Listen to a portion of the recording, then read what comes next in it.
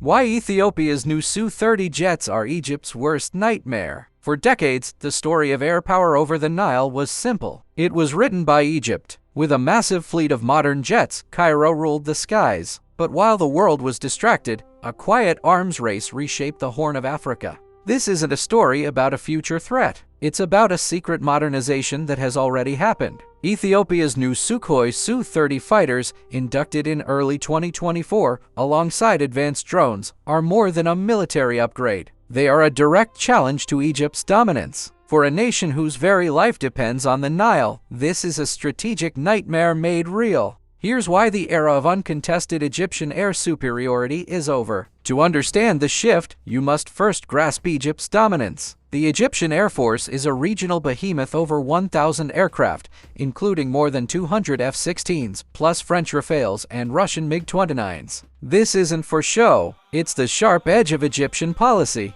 Cairo has long held the right to strike beyond its borders, and no interest is more critical than the Nile. Egypt relies on the Nile for 90% of its fresh water. The Grand Ethiopian Renaissance Dam, the GERD, a colossal project on the Blue Nile, was therefore seen as a direct threat. The Blue Nile supplies up to 85% of the river's water during the rainy season. For years, Egyptian leaders made clear any disruption is a red line. The unspoken threat was always there. Egypt's Air Force could reach out and touch the dam. That leverage was absolute. But then, the game changed. While Egypt flexed its power, Ethiopia quietly rewrote the rules. In January 2024, its Air Force inducted two Su-30K fighter jets. Originally from Indian stock, these are a massive leap forward. The Su-30 is a twin-engine, super-maneuverable heavy fighter. With a combat range of 3,000 kilometers, it can reach deep into the region and return without refueling. This puts not only the GERD but strategic targets far beyond under its protective umbrella. But the fighters were only half the story. Sharing the stage were Turkish-made Bayraktar Akıncı drones. Far more advanced than the famous TB2, the Akıncı flies at 40,000 feet for over 24 hours, carrying nearly 10 times the payload. It's a strategic spy and strike asset, with air-to-air missile capability. Together, the Su-30s and Akıncı drones create a layered defense that didn't exist a few years ago.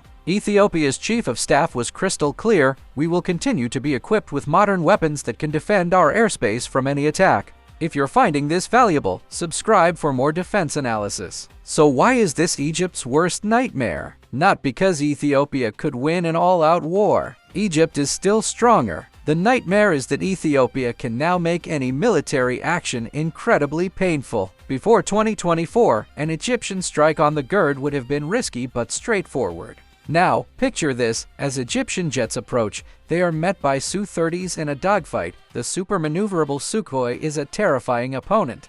At the same time, Akıncı drones fly high above, providing early warning and targeting data. Lower-tech drones could swarm Egyptian fighters or strike their vulnerable refueling tankers, the linchpin of any long-range mission. Even if Egypt succeeds, the loss of a single Rafale or F-16 and its pilot would be a bitter price. But the nightmare goes deeper. Ethiopia could trade inexpensive drones for Egypt's multi-million-dollar missiles, a strategy designed to bleed a superior force. The nightmare for Cairo is not defeat, but a costly stalemate that shatters its image of invincibility. The Su-30s and Akıncı drones are not just a technical upgrade. They are a strategic statement: the end of Egypt's absolute monopoly over the skies of the Nile. The GERD, now in its final phases as of 2026, gave Ethiopia physical control over the water's flow. This new air force gives it a credible military deterrent to protect that control. Egypt remains stronger on paper, but war is about capability, strategy, and will. Ethiopia has raised the price of military intervention to a level Cairo may not be willing to pay. The skies over the Nile will never look the same.